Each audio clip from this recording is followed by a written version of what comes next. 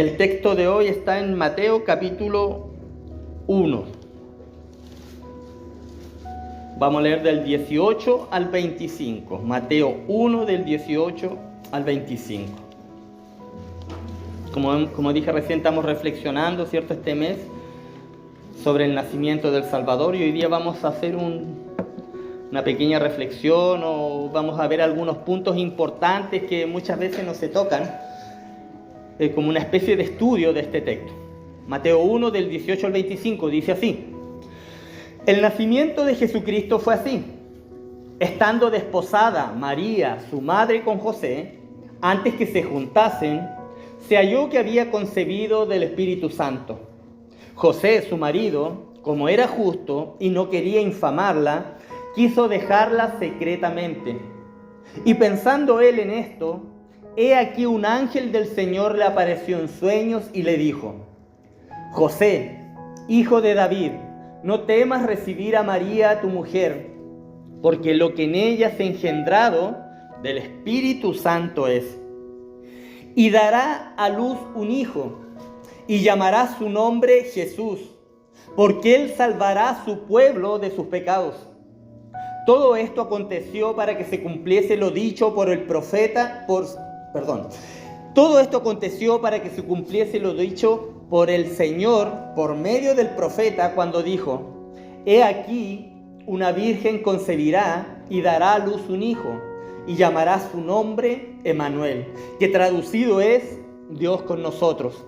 Y despertando José del sueño, hizo como el ángel del Señor le había mandado, y recibió a su mujer, pero no la conoció hasta que dio a luz a su hijo primogénito, y le puso por nombre Jesús. Jesús. Amén. Amén. Que Dios bendiga su santa palabra.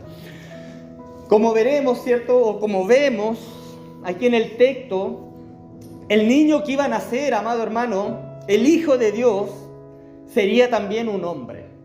Era hombre, se hizo carne, se encarnó, ¿cierto? Pero su nacimiento era milagroso. No era como el de nosotros, de una forma distinta. Dice la Escritura, naciendo de una virgen, ¿cierto?, por obra del Espíritu Santo, sin la intervención de ningún otro hombre, de un hombre, ¿cierto?, como es normal en nosotros engendrar, por medio de un hombre y una mujer. Así no fue con Jesús, ¿cierto? Así no fue con Jesús.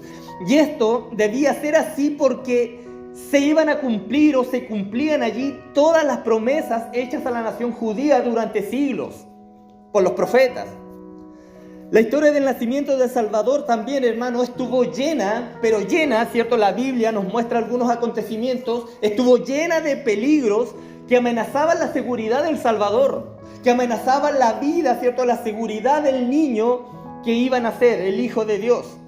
Lo primero, ¿cierto?, cuando José conoció que de la noticia que María estaba embarazada, ¿cierto?, la decisión que estuvo a punto de tomar José pudo provocar que Jesús naciera a lo mejor con una madre soltera, por ejemplo. Segundo, los celos también de Herodes pusieron en peligro nuevamente la vida del niño Dios, ¿cierto?, cuando mató a todos los infantes en la ciudad de Belén.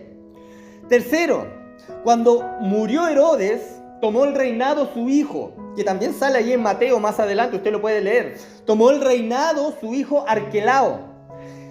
Entonces José regresó a Galilea con su familia, ¿cierto?, después de que nació Cristo, y no fue a Judea porque temía nuevamente, ¿cierto?, la persecución de parte de Arquelao, el hijo de Herodes, ¿cierto?, quien reinaba en aquel lugar en ese momento. Entonces, la historia del nacimiento del Salvador estuvo llena de peligros para el niño que iba a venir, que había sido profetizado por los profetas en el Antiguo Testamento. Pero frente a cada una de estas situaciones, amado hermano, Dios intervino por medio de un ángel, ¿cierto?, por medio de su soberanía, por medio de su voluntad, y se le apareció primero, ¿cierto?, vemos que se le apareció a José y le advirtió del peligro, indicándole, ¿cierto?, el camino que tenía que seguir para que él fuera librado de todas esas acechanzas del enemigo. Y lo que es muy importante también, José, amado hermano, respondió obedeciendo con prontitud. ¿Cuántos de nosotros obedecemos con prontitud lo que nos dice la palabra de Dios? A veces uno dice, ¡ay, por qué me pasan estas cosas! ¿Por qué me pasó esto? Y si buscamos en la palabra de Dios, tomamos malas decisiones que nos van acorde a lo que nos dice la palabra de Dios. José, amado hermano, respondió obedeciendo con prontitud.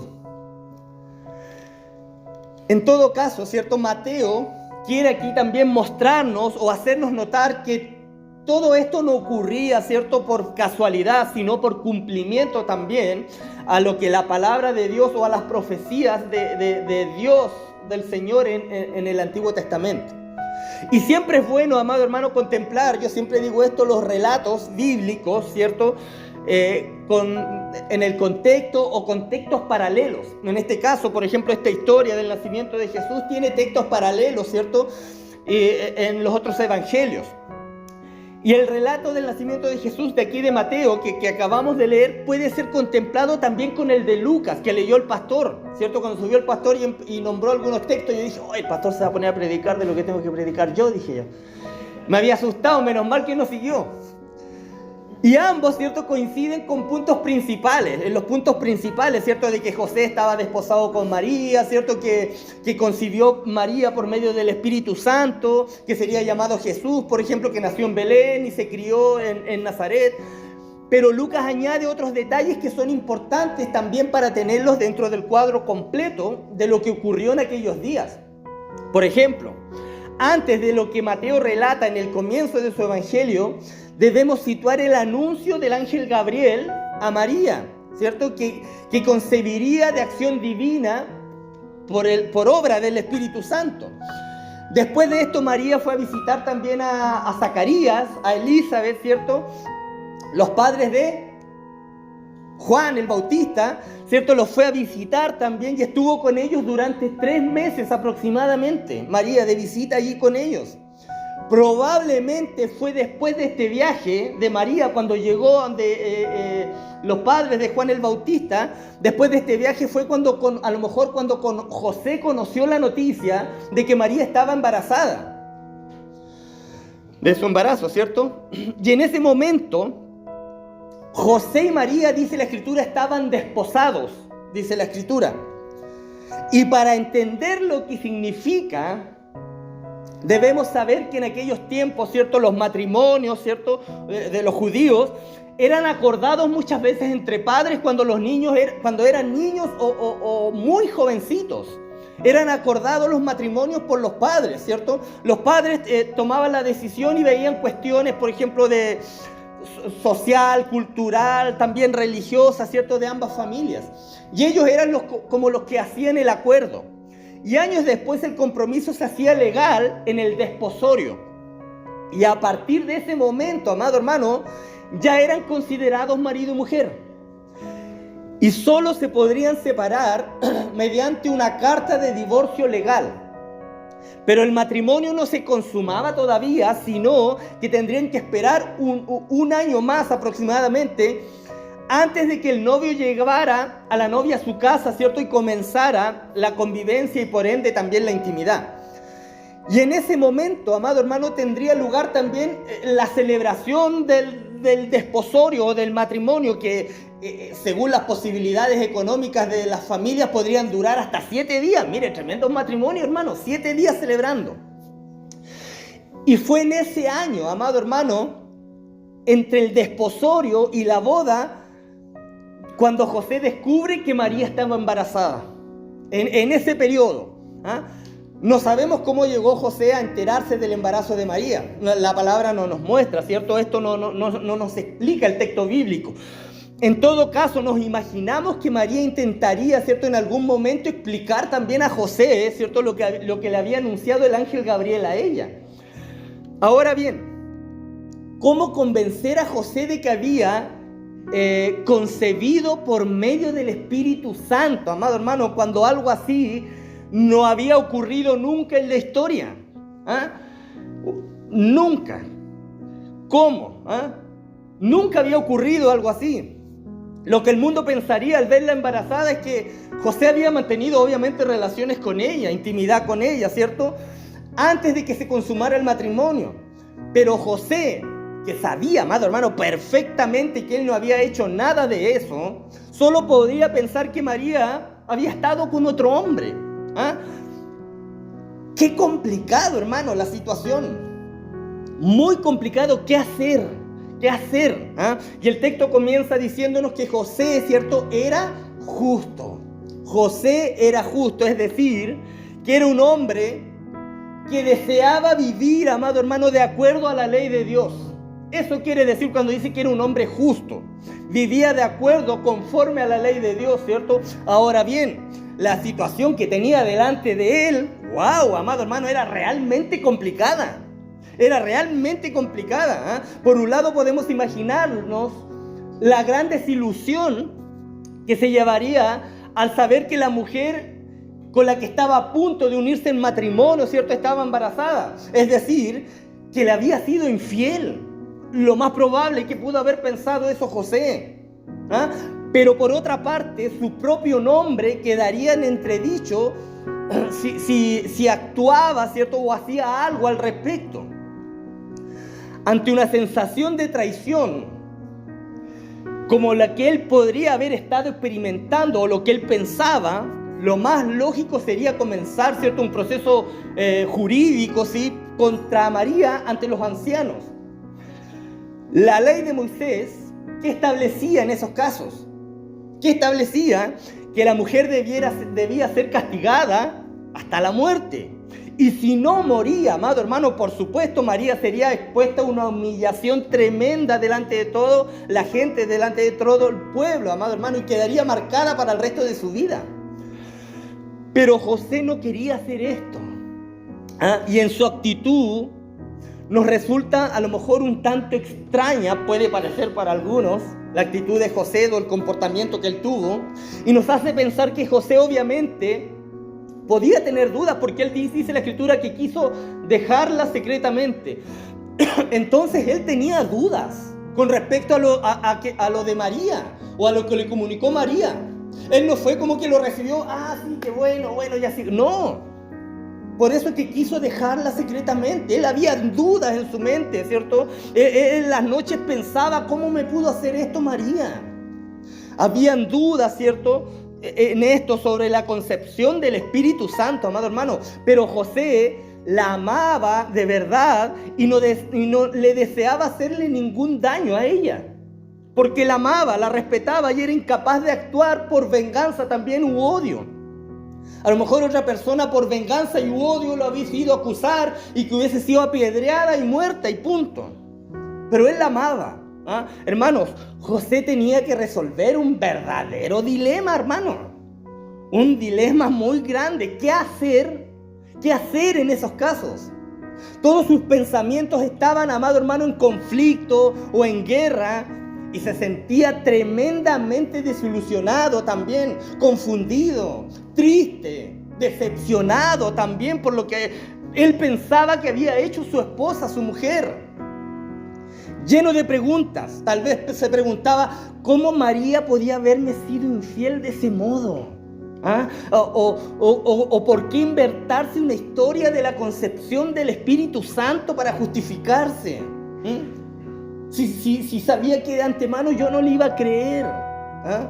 O tal vez aquella joven, amado hermano, que él creía honesta y pura, era en realidad una embustera, amado hermano. Y habría que dudar a lo mejor también de su sanidad mental. Hermanos, ¿cuántas horas, me imagino yo, y días tal vez, la escritura no nos muestra, estaría José pensando en qué hacer? ¿Qué hago en esta situación? Finalmente José creyó que lo más conveniente sería darle una carta de divorcio y despedirla discretamente, para no exponerla.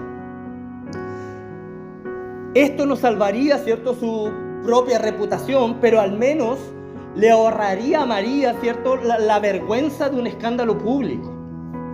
Seguramente esta opción no le satisfacía plenamente.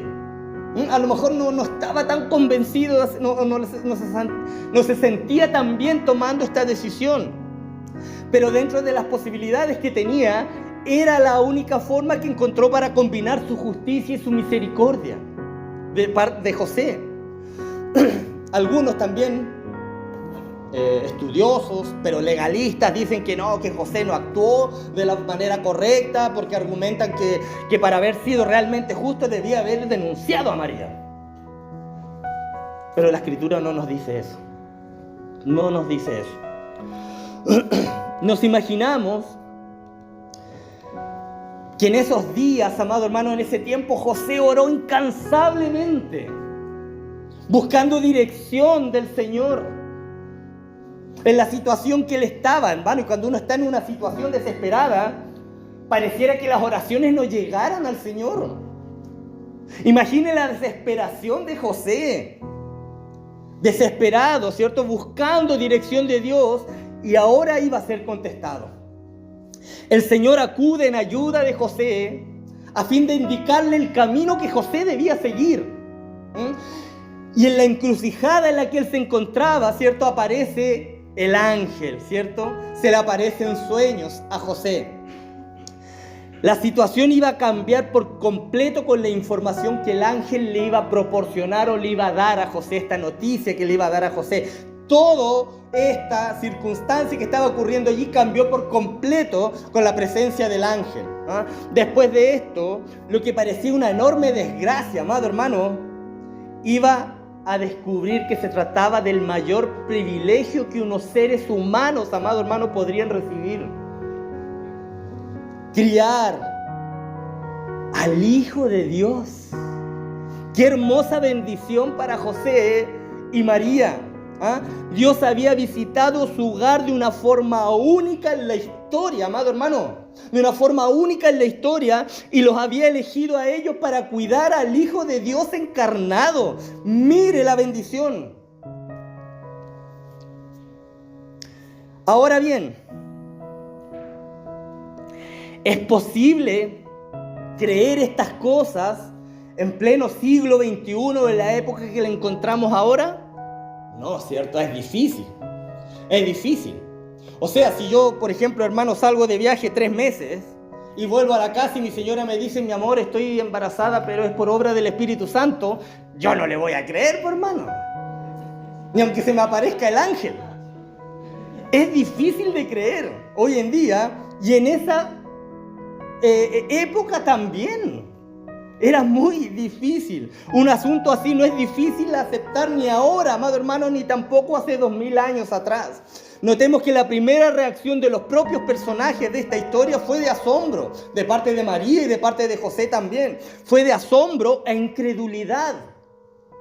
María, cuando el ángel le estaba hablando, y como que dudaba, asombrada. Y es normal, ¿cierto?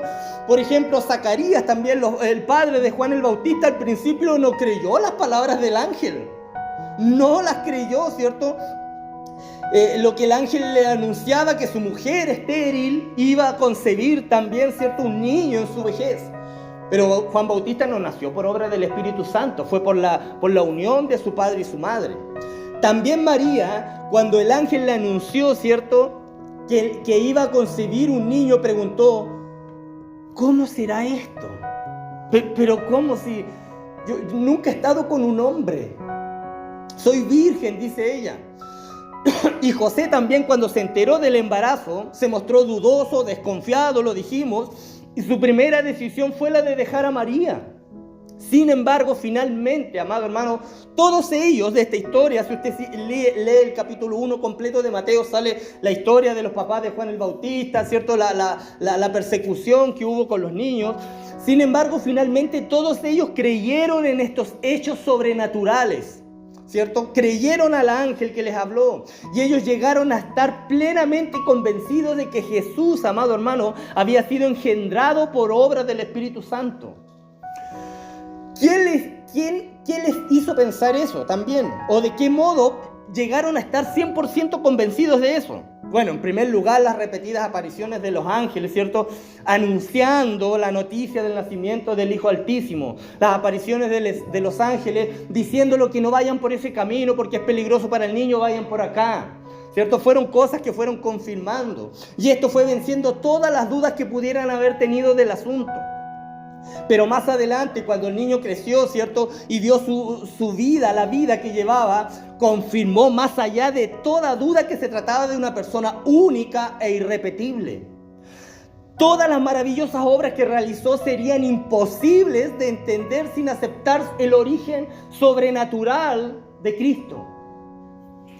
Por otro lado, estaba el hecho de que nadie pudo acusarle jamás de haber cometido algún pecado.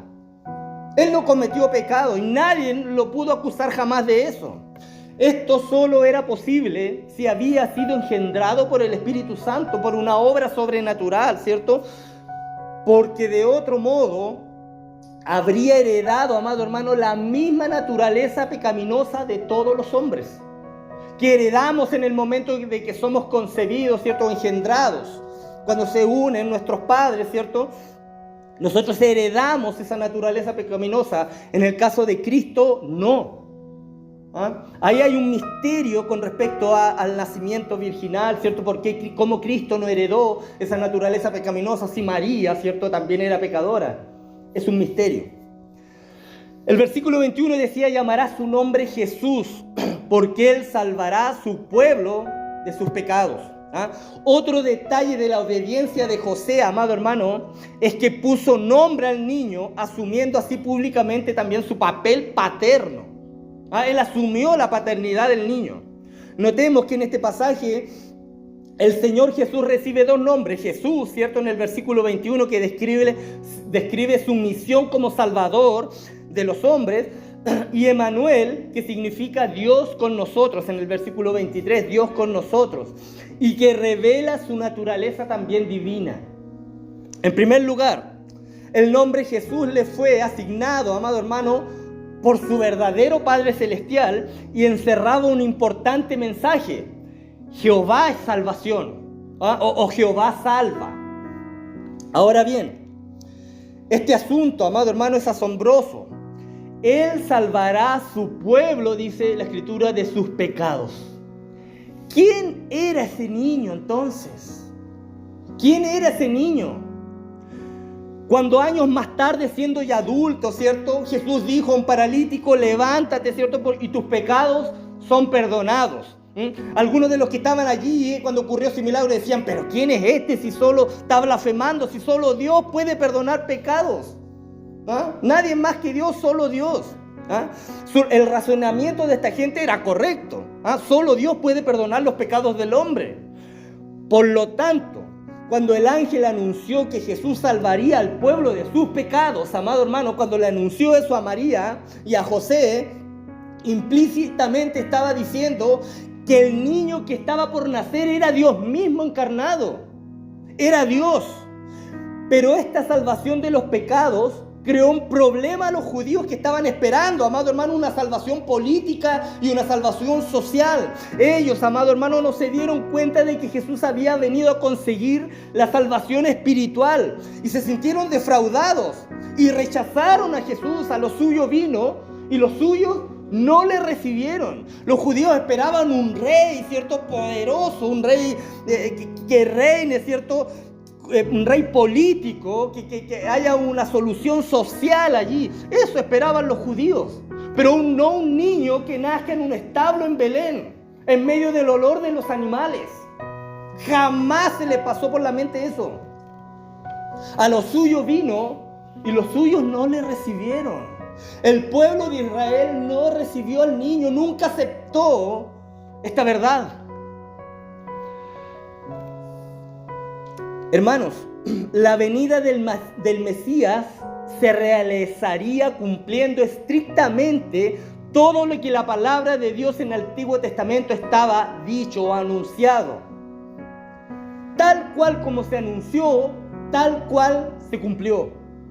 Exactamente igual. Mateo justifica con frecuencia muchos detalles de la vida y obra del Señor Jesucristo con citas de las Escrituras del Antiguo Testamento. Y esto nos da a entender que la venida del Mesías tuvo lugar después de una larga preparación histórica. Todo el Antiguo Testamento preparaba la venida del Salvador, del Mesías. Hemos estado estudiando el libro de Hebreos, nos muestra mucho, amado hermano, sobre el Salvador. Versículo 23 decía: llamará su nombre Emanuel, que traducido es Dios con nosotros.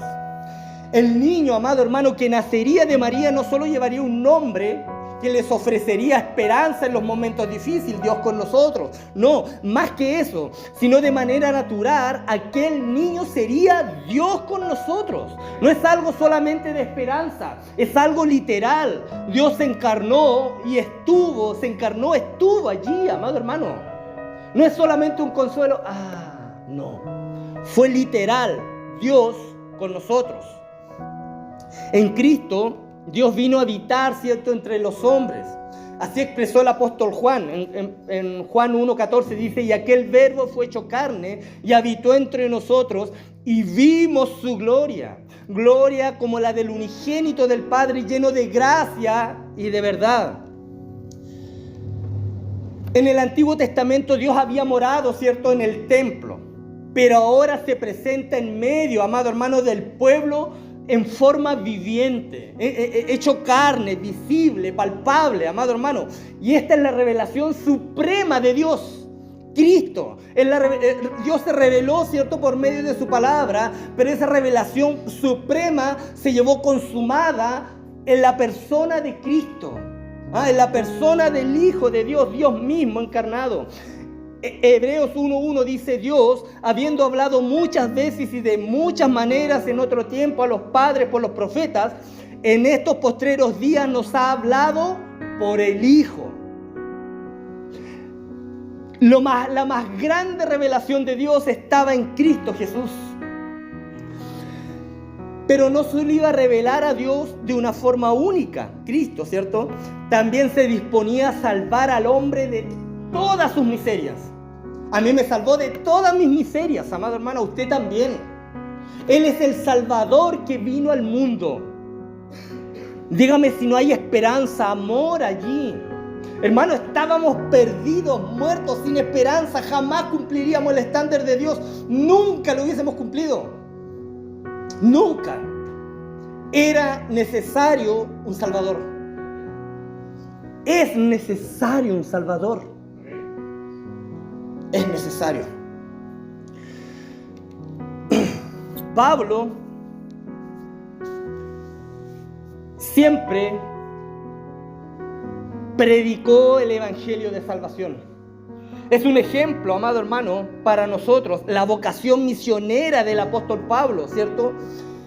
Él fue capaz de hacer todo con tal de llegar con el evangelio a las personas. En 1 Corintios él escribe: por lo cual, siendo libre de todos, me he hecho siervo de todos para ganar a mayor número.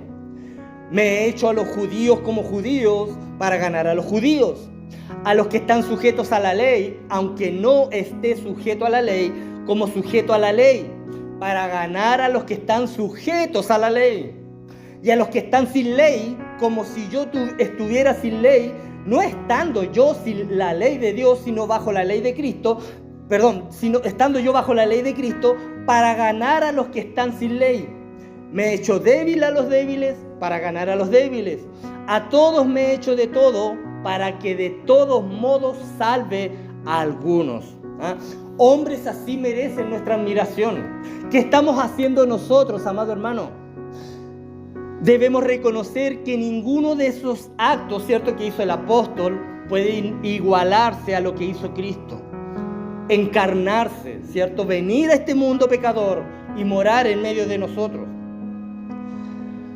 Siendo el Señor creador de todas las cosas, asumió, amado hermano, una naturaleza humana que Él mismo había creado, ¿cierto? Y vino a nuestro encuentro para enriquecernos con su gracia, con su amor. Y Él se propuso sacarnos de nuestras miserias, de nuestro pecado, de nuestro desaliento, amado hermano, para hacernos hijos suyos, herederos en Cristo.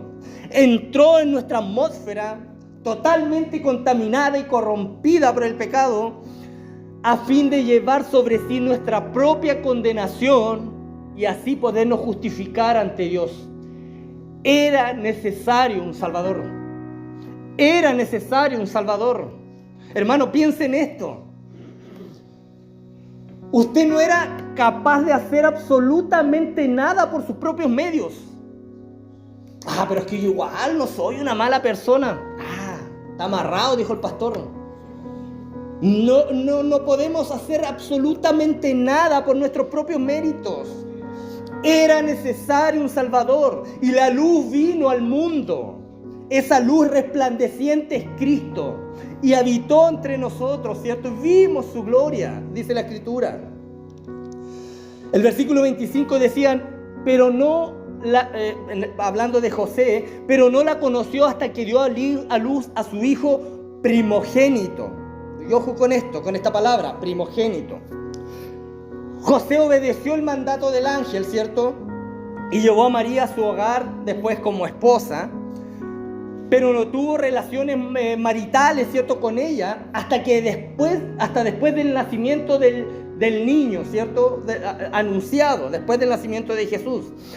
Y ese es el sentido natural de la frase, pero evidentemente está en contra de la doctrinas de otras creencias o de la religión católica, por ejemplo, que dicen la perpetua virginidad de la Virgen María. Y eso no es así, porque la Escritura nos muestra, ¿cierto?, que Jesús tuvo hermanos y hermanas también. La Escritura nos muestra eso. Y esta religión exalta la imagen de la Virgen, ¿cierto? Si bien bendita, le dijo el ángel, eres entre todas las mujeres, pero ella seguía siendo una mujer pecadora también. Y el exaltar tanto a la Virgen prácticamente como una deidad, como mediadora entre nosotros y Dios, es idolatría, hermano. Termino con esto. El comportamiento de José en esta situación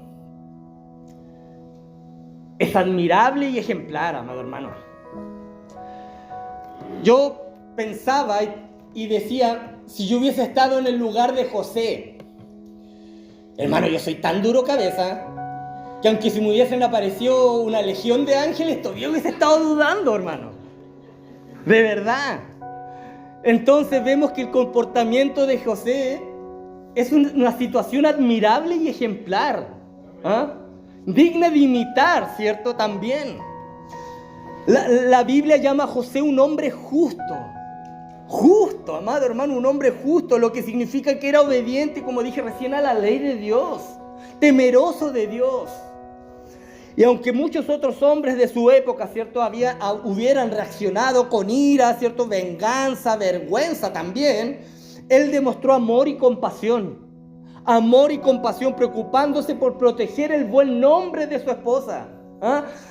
Aunque ella no era culpable de nada, pero ella protegió su buen nombre. Además, hay una lección importante que podemos aprender del comportamiento de José. Él estaba dispuesto a escuchar el mensaje del ángel. Y aquí es donde debemos pensar, amado hermano. ¿Estamos escuchando el mensaje del Señor? Como decía al comienzo, muchas veces decimos esto: ¿cómo me pasó esto? ¿Estamos escuchando el mensaje de Dios para nuestras vidas? Nosotros debemos estar preparados, amado hermano, a escuchar la palabra de Dios. El ángel fue a hablar a José y a María lo que el Señor le había mandado. No eran simplemente palabras que se le ocurrieron al ángel. Era un enviado de Dios. A lo mejor hoy en día no va a ser así como un ángel que se va a aparecer y tal vez no. Pero sí andan ángeles en medio de nosotros. Recuerden que la Escritura dice que sin saberlo hospedaron ángeles. Es porque andan en medio de nosotros. Y debemos ser sabios, amado hermano, para escuchar la voz de Dios. Tener discernimiento. Ver a quién le pedimos consejo. Importantísimo la comunión con la palabra. para que se pueda dar cuenta usted de lo que es correcto y de lo que es incorrecto. Si yo no tengo comunión con mi Señor, si yo no tengo comunión con su palabra, amado hermano, jamás me voy a dar cuenta si estoy en lo correcto o no. Y me voy a dejar llevar por cualquier viento de doctrina, dice la palabra. Ojo con eso. Es muy importante en la fe cristiana, amado hermano, el nacimiento del Hijo de Dios Jesús. Vuelvo a repetir, lo he dicho muchas veces, era necesario un Salvador. Era necesario un Salvador, amado hermano. Nos recuerda que Dios está siempre presente en nuestras vidas, que cuida de cada uno de nosotros y que su amor nos acompaña, amado hermano, en todo momento. Emmanuel, Dios con nosotros. Emmanuel, Dios con nosotros. Nuestras almas deben sentir, amado hermano, profundo aliento de esperanza y amor con esta noticia. Ya no estamos perdidos si hemos creído en el unigénito Hijo de Dios. No hay muerte para nosotros. El Salvador vino al mundo y se encarnó. Nuestras almas deben sentir ese profundo aliento, como dije recién, de esperanza y amor. Al contemplar el profundo significado de la llegada de Jesucristo al mundo, amado hermano, recordamos que no solo se trata de un simple nacimiento. Y a veces, el quehacer diario en este tiempo, el preocuparnos de tener la cena, todo arreglado, los regalos, que no digo que sean mal, yo no estoy en contra de eso, de armar un pino de Navidad, no veo nada pecaminoso en ello, no veo nada pecaminoso en dar un regalo. Tenía un estudio de eso para hacerlo, pero por el tiempo no se dio, tal vez se lo comparta. No hay nada de pecaminoso allí, pero cuando hacemos o nos afanamos en eso y olvidamos el verdadero significado del nacimiento de Jesús, está mal. Ahí está mal. Entonces Jesús nació, vivió, creció, evangelizó, mostró su amor, se entregó, murió, resucitó, ascendió y hoy está a la diestra del Padre y intercede por nosotros, amado hermano. Cada uno de nosotros es invitado a abrazar la salvación con fe y gratitud, reconociendo que a través de su amor incondicional se nos ofrece, amado hermano, la nueva vida y una vida eterna que trasciende más allá del tiempo. Que este mensaje resuene en el corazón de cada uno de nosotros, amado hermano, y inspire a vivir con alegría y propósito, sabiendo que somos valiosos para Él. Porque si no fuéramos valiosos, Jesús no hubiese venido. Y hubiésemos estado muertos, sin esperanza, viviendo en oscuridad. Pero la luz vino al mundo. Jesús siempre estuvo, siempre existió. No nació o se creó aquí. Él siempre ha estado por una eternidad. En el principio, dice Juan capítulo 1, en el principio era el Verbo, y el Verbo era con Dios, y el Verbo era Dios. En el principio, dice, o sea, la seidad de Dios, amado hermano, ese es un atributo del Señor, que no tiene existencia, no tiene un tiempo de origen. Esa es la seidad de Dios, nadie lo creó. Él siempre estuvo, Padre, Hijo y Espíritu Santo. Siempre estuvo. Que Dios le bendiga, hermano. Oremos.